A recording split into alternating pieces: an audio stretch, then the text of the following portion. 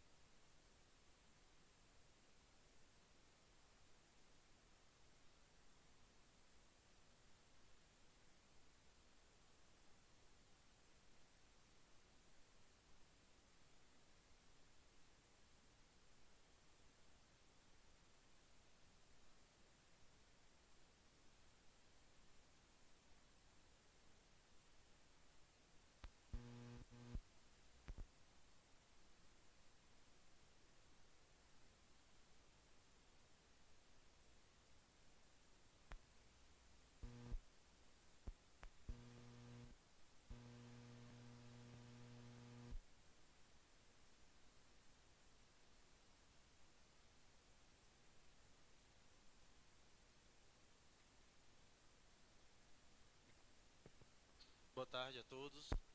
Dando continuidade do nosso evento, terceira semana de Química do IFCE Campus Camusim. Nós temos hoje o professor Romésio. O professor Romésio ele é do Instituto Federal do Piauí e vai nos dar a honra aí de apresentar um pouco da pesquisa dele essa tarde. O tema Plantas Medicinais do Nordeste no Brasil. O professor ele tem formação em licenciatura em Química pelo Instituto Federal do Piauí, mestrado pela UFPI, Piauí, doutorado pela UFC em Química, né? E vai nos apresentar essa palestra hoje à tarde. Espero que vocês possam aprender muito com o professor Romésio. Então, boa tarde. Já foi apresentado o professor Romésio. Inicio bem rápido, pedindo desculpa pelo um pouco desse atraso, porque devido à estrada já mais próxima, aqui a partir de Barroquinha, já começa a ficar um pouco ruim a estrada. Claro que antes já vem mais. Mas hoje, irei apresentar para vocês um pouco do trabalho que foi desenvolvido durante a tese de doutorado, que foi sobre biocatalisadores, também teve isolamento de substâncias, só que nosso foco vai ser o biocatalisador. Bem, a palestra vai ser em forma de mais uma conversação, para que todos interajam e fique bem mais tranquilo. De início, todos vocês sabem o que é catalisador, já ouviram falar o que é catalisador, ou já trabalham com biocatalisador?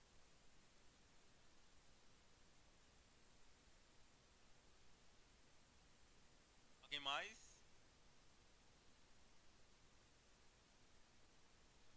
Bora, pessoal, participar. Não existe químico tímido não, tem que participar. E catalisador? E catalisador? Pronto, sabe o catalisador. Então o catalisador, ele tem a função de acelerar, basicamente uma reação, podendo aumentar o rendimento daquela reação, na verdade do produto da reação. Então o biocatalisador, ele é também um catalisador, só que como o próprio nome já diz, ele é derivado de uma planta. Pode ser, no caso, folha, pode ser casca de caule, pode ser raízes, pode ser sementes, como é o caso do trabalho, que foi com a Ximene americana. Então, o biocatalisador ele veio para inovar na área da química, já que se fala bastante em sustentabilidade. Não é isso? Química ambiental, sustentabilidade. Só que falar de sustentabilidade é muito fácil. Mas agora o significado real de sustentabilidade é o que é difícil. Às vezes pensar sustentabilidade, eu tenho que preservar a natureza. Mas será que é só isso? O que é um desenvolvimento sustentável? Então, o desenvolvimento sustentável, ele se acopla em 3 pilares, que é na questão política, questão econômica e ainda a questão do meio ambiente. Então, a química, para pegar o pilar do meio ambiente, veio ajudar na área de sustentabilidade, atuando com a biocatálise, na qual também vai ser utilizado, na verdade, eu ia falar reagentes, mas no caso o meio principal é a água, na qual ela não vai ter digamos que produzir uma contaminação no final da reação. Mas vamos iniciar. Então, temos uma introdução, os objetivos do trabalho, a investigação biocatalítica da Ximene americana. Não sei se você já conhece essa planta ou esse fruto, que ele é muito conhecido aqui no Ceará. No Piauí ela aparece em alguns pontos, algumas regiões, mas é bem característico do Ceará. É a ameixa do mato.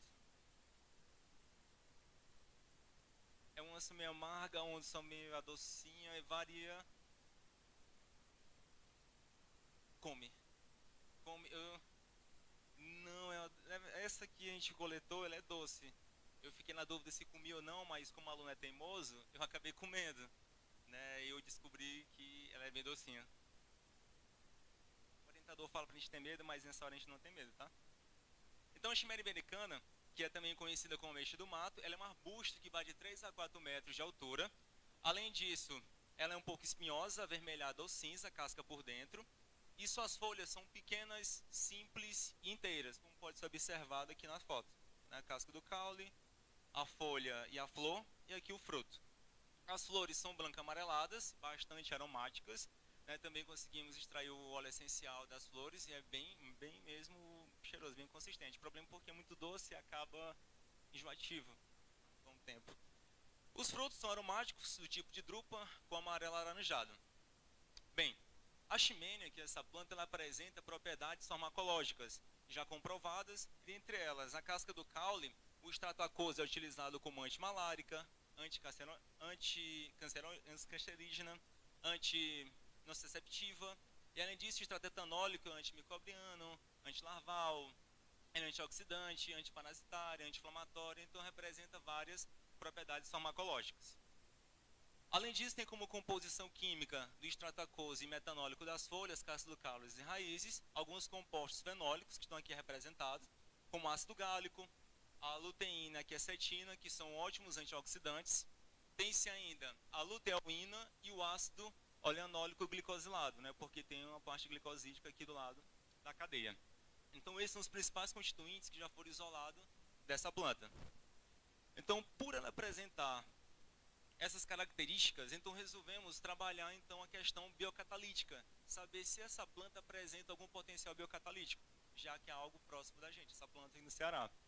Então, a biocatálise. A biocatálise, ela é utilizada ela utiliza micro-organismos, células de plantas ou então cultura de células e até mesmo enzimas isoladas para catalisar reações. Um dos problemas, entre aspas, dependendo de como vamos utilizar, é a questão das enzimas isoladas, que elas são bastante caras. Então, para procurar um meio mais viável, um meio que seja mais barato ou mais convencional, utiliza-se então parte de plantas. Então, na biocatálise, as reações apresentam uma alta eficiência, são biodegradáveis e ainda são utilizadas em condições brandas. A parte biodegradável é o que chama mais atenção, porque os catalisadores convencionais, eles são prejudiciais ao meio ambiente. Então, como se procura uma sustentabilidade e algo que seja menos prejudicial ao ambiente, então os biocatalisadores é uma ótima saída.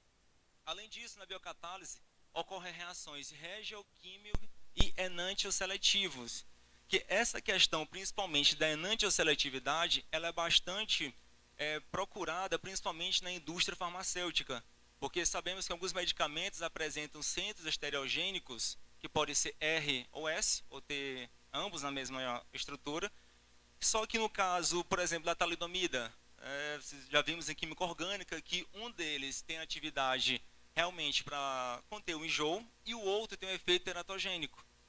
Então, nesse processo de enantioseletividade, a biocatálise ela é bastante eficiente. Um fato que ela é bem versátil, pode ser utilizada tanto em meio aquoso, que é o mais utilizado, quanto ainda em meio orgânico, que é o que estamos tentando evitar.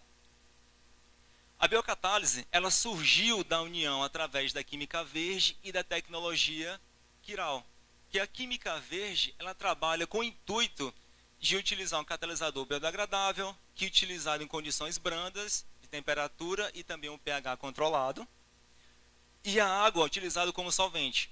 Já a tecnologia quiral, ela necessita de uma reação que apresenta uma alta seletividade, alta especificidade, uma alta eficiência ainda, catalisadores que atuam em vários tipos de reações. E a união delas surgiu então a biocatálise. Então, na biocatálise são utilizadas enzimas, né, que as enzimas apresentam aminoácidos através das ligações peptídicas, e são exatamente esses pontos em que apresentam na estrutura que fazem a biocatálise. Então, da biocatálise, as principais classes de enzimas que são utilizadas são a roxirredutase e a transferase, né, são as duas que são mais utilizadas, além das liases.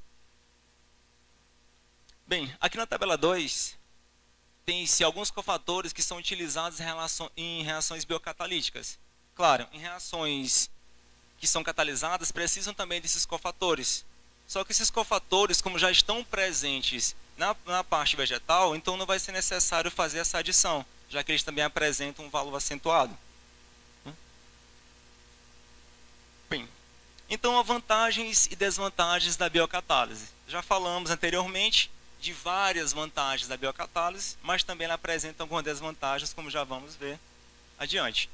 Então, os catalisadores são bastante eficientes, de 10 elevado a 6 a 10 elevado a 14 vezes, são ecologicamente corretos, principalmente porque serem biodegradáveis, e além disso não produzem resíduos tóxicos, atuam em condições brandas, o pH vai de 5 a 8, geralmente, pelo menos na chimênia americana, a qual eu trabalhei, o potencial melhor dela seria no pH 6,8.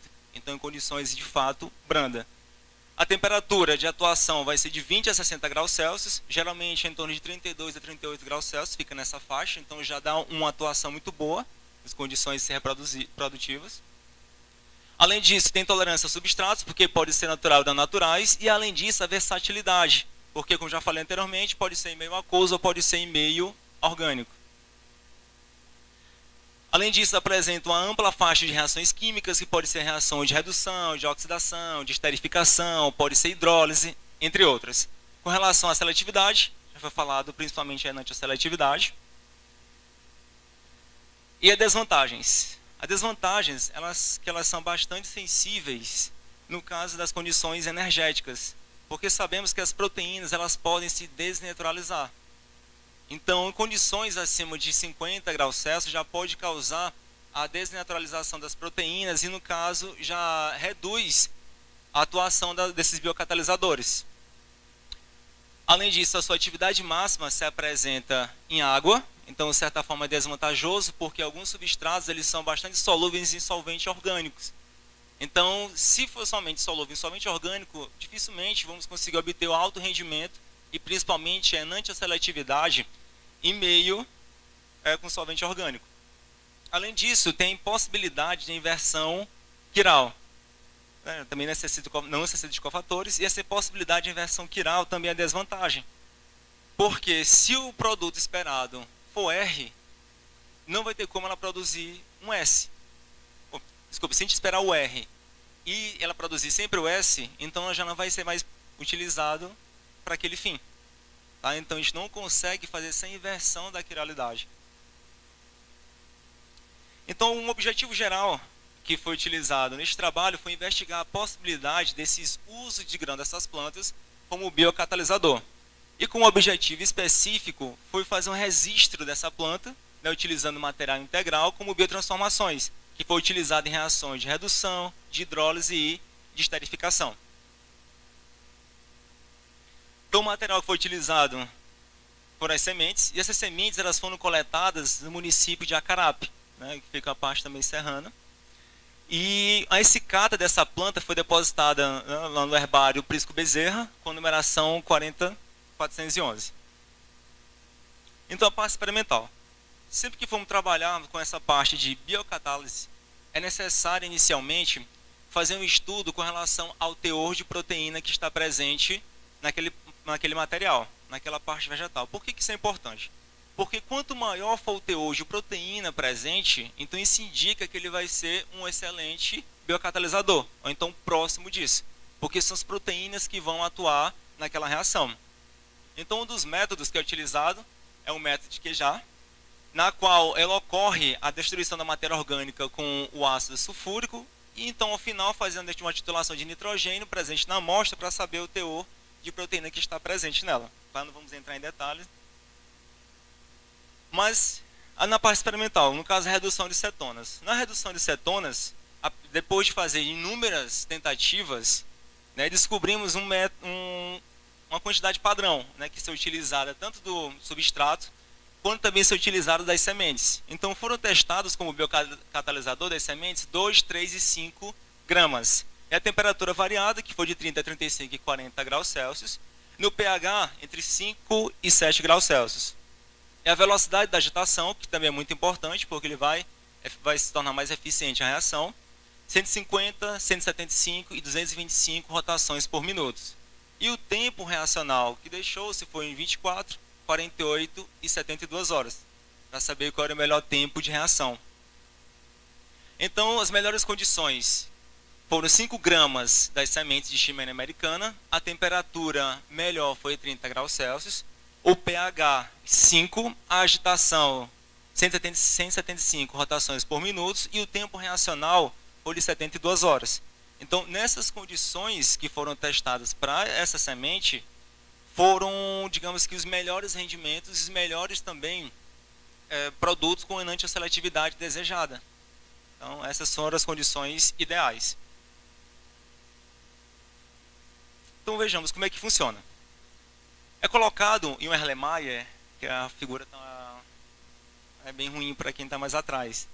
Mas inicialmente é colocada as sementes trituradas na lemaia contendo a água, 50 ml de água destilada, com pH 5. É colocado para rotacionar numa estufa, na rotação de 175 RPM e a temperatura de 30 graus Celsius. E ao final, espera-se que o substrato, no caso utilizado a acetofenona, ela sofra esse processo de redução para formar o álcool. E nesse caso, há um produto de 2 álcoois, o álcool S e o álcool R. Tá? Depois disso, desse tempo de reacional, é feito a filtração, depois uma extração para poder retirar o produto de interesse, no caso o álcool, que vai estar na parte orgânica.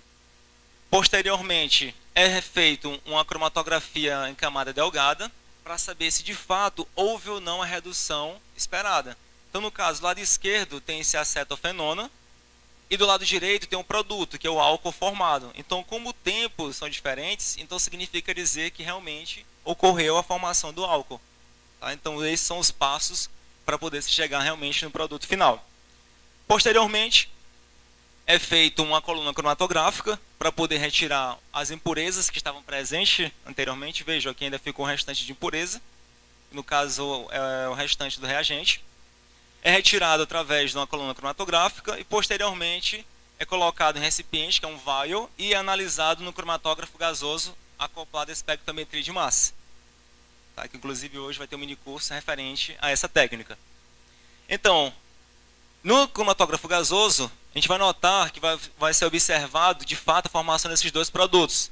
Porque, ao final, vai haver esse tipo de espectro, só que a gente pode observar que houve a formação de 2 picos, onde nota-se que o primeiro é referente ao reagente e o segundo é referente ao produto que foi obtido. Então, visivelmente, podemos observar que a reação foi 50% de rendimento, né, de maneira visível. Só que o de maior interesse não era somente o rendimento, era assim também a enante ou seletividade da reação. Então, quando formos analisar a quantidade dos álcool R e álcool S que estava presente através da técnica de Dick, que é a ionização em chama, observou-se que o S era sempre produto majoritário. Tá? Então, o biocatalisador ela apresenta essa especificidade, para a gente foi muito interessante. Tá? Então, focar realmente nessa enante seletividade. Foi feita uma redução com outras cetonas e todos obtiveram praticamente os mesmos resultados. Podemos observar na tabela à frente. Só um instante. Deixa eu entrar em detalhe nessa parte. Das 8 cetonas que foram utilizadas. Então, observe-se que o excesso enantiomérico, no caso das cetonas que foram testadas, foram 99 R, ou seja, uma elevada enantioseletividade. Então, com esse potencial demonstrado em todas as cetonas que foram testadas, então as sementes da Ximena americana se realmente comportam como biocatalisador bem próspero. E um fato muito importante é que o biocatalisador ele foi testado várias vezes, ou seja, foi reutilizado várias vezes, e observou-se que até a 5ª reutilização apresentava praticamente a mesma bioconversão e o mesmo excesso enantiomérico. Ou seja, imagine poder utilizar um catalisador 5 vezes, 6 vezes. Isso é bastante difícil. Como se trata de um catalisador químico, digamos assim, ou inorgânico, é utilizado geralmente uma vez, no máximo 2. Mas com o biocatalisador não. No caso da Ximena americana, ela foi utilizada 5 vezes, dando praticamente o mesmo rendimento e o mesmo excesso enantiomérico das amostras. Então, de fato, bastante promissor. Além disso, não paramos nas cetonas, também temos a redução no caso dos aldeídos. Fizemos também redução com os aldeídos e deu os resultados também excelentes. Já passando para a tabela, para a gente não se estender tanto. Tá? Como podemos observar, a conversão, né, dos aldeídos foram muito elevados, né, com exceção de um deles, foi 51%, mas o restante todos foi bastante elevado a conversão deles. Então, com esses resultados, nós podemos concluir que a Ximena americana é um grande potencial biocatalítico. E ainda hoje continuamos com esses resultados porque estamos testando com moléculas maiores. Até agora testamos com as menores, mas já foi feito com outras e observou-se também uma enantioseletividade excelente. Tá? Aqui estamos em parceria com alguns professores da UFP e lá estamos fazendo esses testes. Bem, então basicamente era essa conversa que iríamos ter na questão da biocatalítica. Queria que vocês participassem também, perguntassem alguma dúvida com relação ao biocatalisador ou ao meio reacional.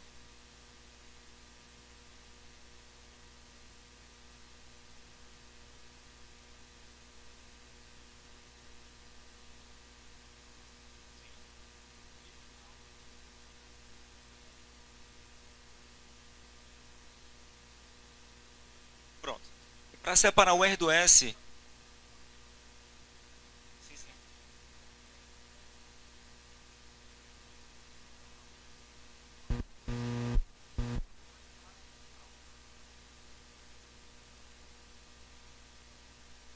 Pronto. Bem, para fazer essa separação do R do S, a gente utiliza uma coluna quiral, a gente faz a separação no HPLC, né, que é a cromatografia líquida, assim conhecida. Então, na coluna quiral, a gente consegue separar o R do S, porque vai ter tempo de retenção diferente. Deixa eu voltar aqui na imagem. Sim. Um em relação ao outro. Ó, tá aqui, por exemplo, do álcool novamente. Está aqui.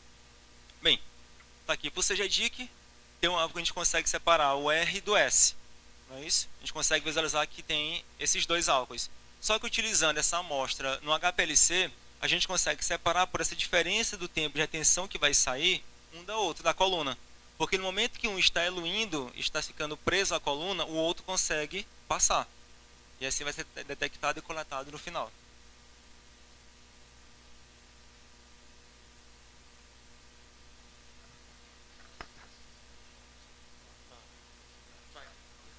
Só para explicar para os alunos a diferença de excesso enantiomérico e mistura racêmica, né? Ah, sim, pronto.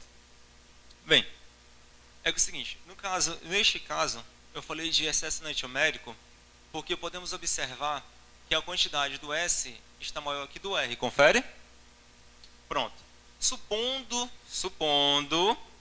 tá, que ambos estejam na mesma concentração somente até o ponto onde está o R. Se estiverem à mesma altura. Se eles estiverem na mesma altura, então significa dizer que teria uma mistura racêmica. Ou seja, a mesma quantidade de concentração que tem o R, vai ter o S. Tá? Então, mesma quantidade, mesma concentração molar, então vai ter uma mistura racêmica. Já nesse caso, observa-se que o S, o pico do S está maior que do R, confere? Então significa dizer que desse ponto até onde está aqui o R, para cima, significa dizer que é o excesso do S. Então é isso que estou denominando de excesso enantiomérico, ou seja, é a quantidade que tem a mais do que é necessária para formar a mistura racêmica. E nesse caso, é o do S. Certo?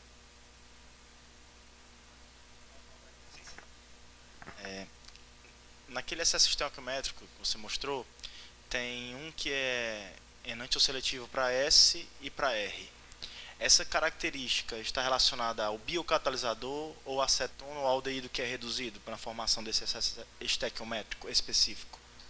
Pronto, boa pergunta. Nesse caso, é com relação ao biocatalisador, né? Porque ele já mesmo selecionar a parte da molécula e já vai... Isso, exatamente, chave fechadora. Então a tendência dele é formar mais o S.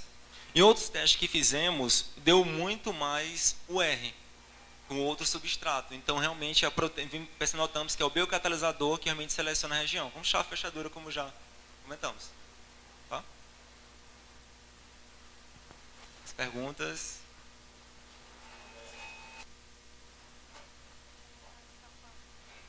Não, obrigada. A pergunta é por que eu escolhi a planta.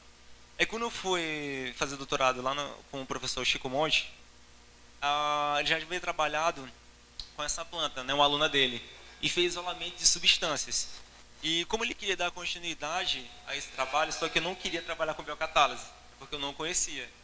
Então, não, mas eu queria seguir mesmo o segmento, fazer chama isolamento de substância, atividade de antioxidante, farmacológica, etc. Só que sabe que o orientador é sempre mais resistente, né? Então ele falou, não, você vai ficar com essa planta, mas você vai trabalhar com biocatálise. Então, na verdade, nem foi nem tanto eu que escolhi, foi ele que já impôs a trabalhar com a planta. E então, daí pra frente, continuei e gostei. Mas eu tenho mais duas observação e uma...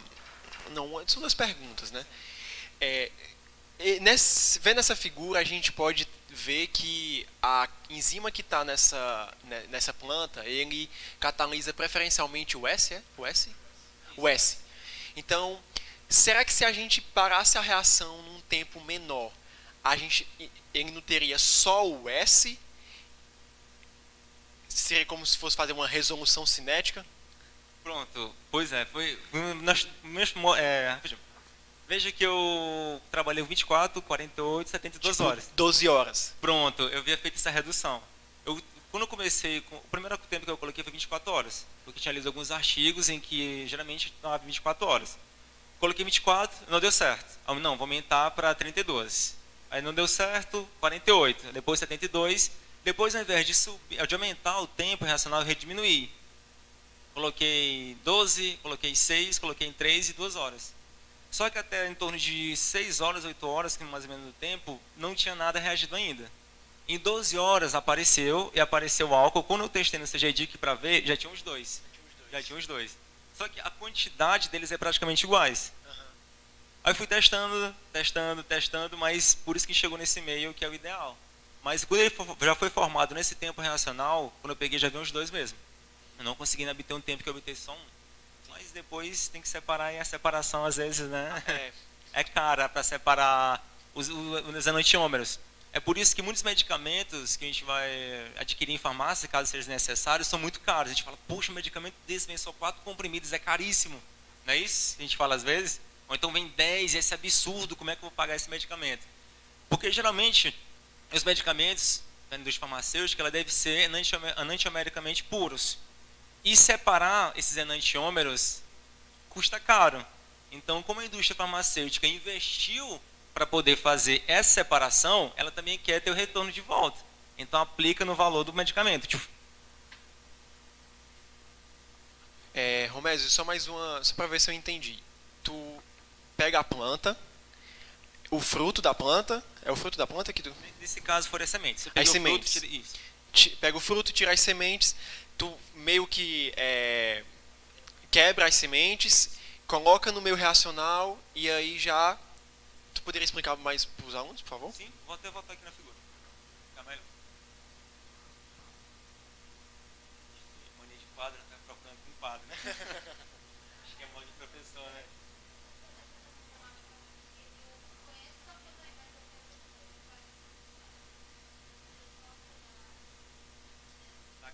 Bem, então, assim, a parte experimental, o que a gente faz? A gente coleta o fruto, então tira toda aquela polpa. Depois que tirou a polpa, a gente corta os frutos, né? A gente fala triturar, mas a gente fica bem triturado. Até porque a gente quer que tenha um contato e o final não fique ruim de separar. Então, depois que fez esse trituramento, entre aspas, das sementes, coloca-se no Erlenmeyer, já contendo 50 ml de água, né, no pH já adequado. E depois que colocou, adicione-se, no caso, a acetofenona, que foi a primeira acetona a ser utilizada, né, porque acreditou-se que ela fosse mais fácil de reagir, né, porque é aromática a questão tudo, então fica melhor. Depois que colocou todos os ingredientes, digamos assim, todos os reagentes, coloca-se então numa mesa agitadora. E neste caso, essa mesa agitadora já tem como a gente controlar a temperatura. Então fica bom a gente tentar também verificar em quais temperaturas ela é mais eficiente. Então depois que colocamos na mesa agitadora com a temperatura controlada, passou o tempo de 24 ou 48 ou 72 horas, a gente vai fazendo os testes, retira o material, faz a filtração, porque se não for feita a filtração vai vir ainda resquício de semente e o nosso objetivo não é esse. Então, depois da filtração, faz-se uma extração, no caso extração líquida, porque como foi o álcool, então vai estar na parte aquosa. Só que a gente não quer que ele fique na parte aquosa, porque se ficar na parte aquosa contém ainda as proteínas.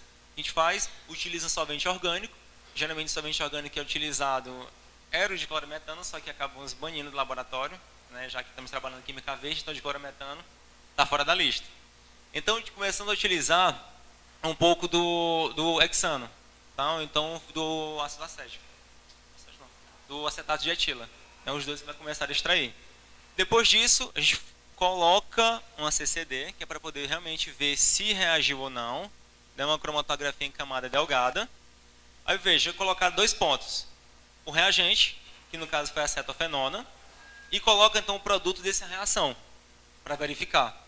Observa-se que do da acetofenona, ela foi arrastada até um ponto mais alto do que do produto. Então, como houve diferença nesse tempo de arraste, então significa dizer que realmente houve a produção de alguma coisa. Como a gente espera, o álcool. Então já dá a ideia de que isso realmente é o álcool. Só que não está somente o álcool. A gente pode observar que está arrastando. Então significa dizer que tem ainda outras substâncias, ou então ainda resquícios do meio reacional, ou da reação, ou então de proteínas, ou algum outro material que possa aparecer. Depois que é feita essa etapa, para retirar essas impurezas, utiliza-se uma coluna cromatográfica contendo a sílica e passa somente o acetato de etila. Que no acetato de etila, as impurezas vão ficar retidas bem no início da coluna cromatográfica e o álcool, que é o que a gente tem um interesse, ele vai ficar somente na parte do Erlenmeyer que vai ser coletado. Depois disso, dessa etapa, a gente, para secar, esqueci de colocar a etapa, mas a gente seca com o sulfato de sódio anidro, que é muito importante porque não pode conter ainda água, né? E a água não vai ser nosso objetivo de obtê-la porque ela pode danificar também o equipamento. Ou outro tipo de causa durante o transporte da amostra. Então, depois que é feito o secamento com o sulfato de sódio anidro, retira-se uma alíquota e coloca nesse vidrinho vial. Esse vidrinho está, digamos assim, relativamente grande, mas ele é pequenininho, tá? Dá uns 2 centímetros de altura, mais ou menos. Então, coloca-se a quantidade de amostra e coloca-se no equipamento, coloca para injetar exatamente nessa etapa, nessa parte aqui da injeção, que é a injeção semiautomática. Então, quando é colocado o vaio para ser puxado, vai ser retirada a pequena alíquota e coloca-se dentro do equipamento. Quando é colocado dentro do equipamento, ele vai ser vaporizado e aí vai começar todo o processo. Vai ser ionizado, né, através do feixe de elétrons. Depois essa molécula já ionizada vai começar a se fragmentar. A partir dessas fragmentações e todo o percurso que ela faz até chegar no detector, é obtido esse cromatograma. Tá? Depois de todo o processo de equipamento, chega no cromatograma. E no cromatograma, como houve a formação desses 2 picos, então já dá a ideia de que não reagiu toda a acetofenona. Mas a parte boa é que houve formação do produto. Né? Então tem essa etapa. Obrigado. Mas alguém tem alguma pergunta para o professor Romésio que não tem entendido ou queira?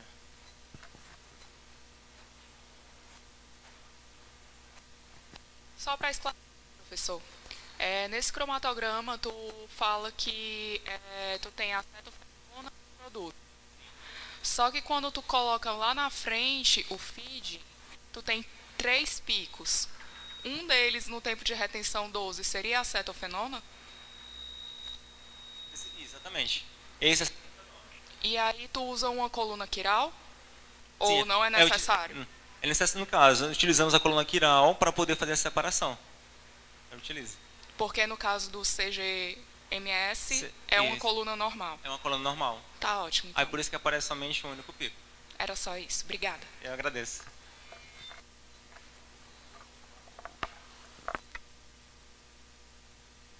Meninas e meninos, perguntas?